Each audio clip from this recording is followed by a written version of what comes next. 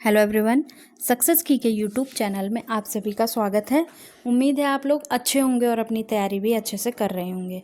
तो जैसा कि हम यहाँ पर हिंदी साहित्य के जो प्रमुख कवि हैं उनके बारे में पढ़ रहे हैं, उनके बारे में जान रहे हैं, जो कि हमारे आगे आने वाले पेपरों के लिए बहुत ही महत्वपूर्ण हो सकते हैं। ठीक है, तो चलिए आज हम इसी क्रम में पढ़ेंगे जयशंकर प्रसाद जी के बारे में। जयशंकर प्रसाद जी एक प्रमुख नाटककार, कहानीकार और उपन्यासकार थे। इसके साथ साथ ये निबंध लेखक भी थे। ठीक है, जो कि छायावाद युग के 4 प्रमुख स्तंभों में से एक हैं।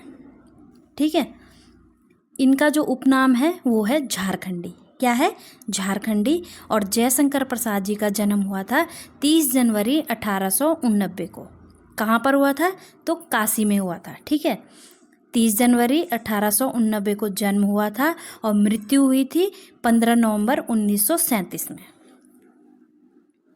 ये कलाधर के नाम से भी ब्रज भाषा में रचनाएं करते थे। ठीक है, किसके नाम से? कलाधर के नाम से भी ये रचनाएं किया करते थे।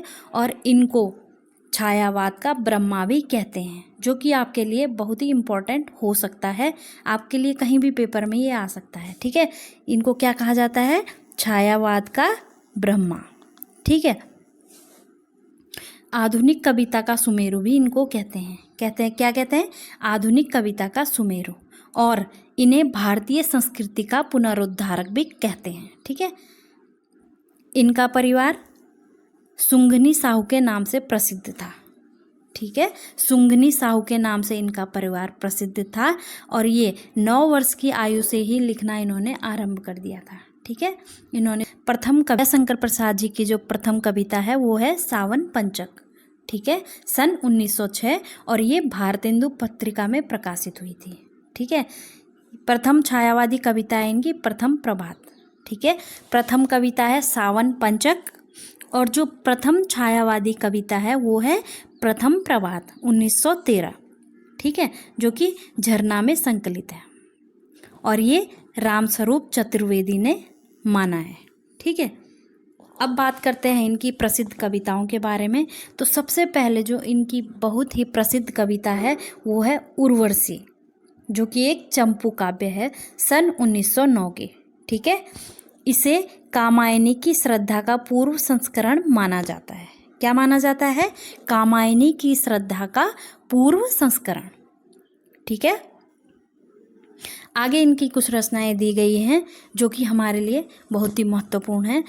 तो देखते हैं इनमें कौन कौन सी रचनाएं हैं। तो सबसे पहली रचना है प्रेम राज्य 1909, दूसरी है वन मिलन 1909, तीसरी है विदाई 1909 और चौथी है कल्पना का सुख 1909 और पांचवी है नीरव प्रेम 1909। तो जो ये 5 रचनाएं हुई थी ये 1909 में ही हुई थी। ठीक है, इनमें कौन कौन सी है? प्रेम राज्य, वन मिलन, विदाई, कल्पना का सुख और नीरव प्रेम।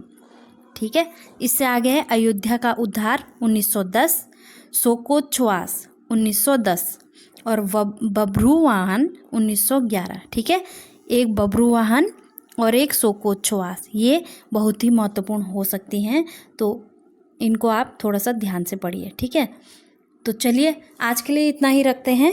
जयशंकर प्रसाद जी के बारे में अगली वीडियो में मैं कुछ आपके लिए और लेके आऊँगी। तो तब तक के लिए आप इसको पढ़िए और प्रयास करिए। ठीक है, धन्यवाद।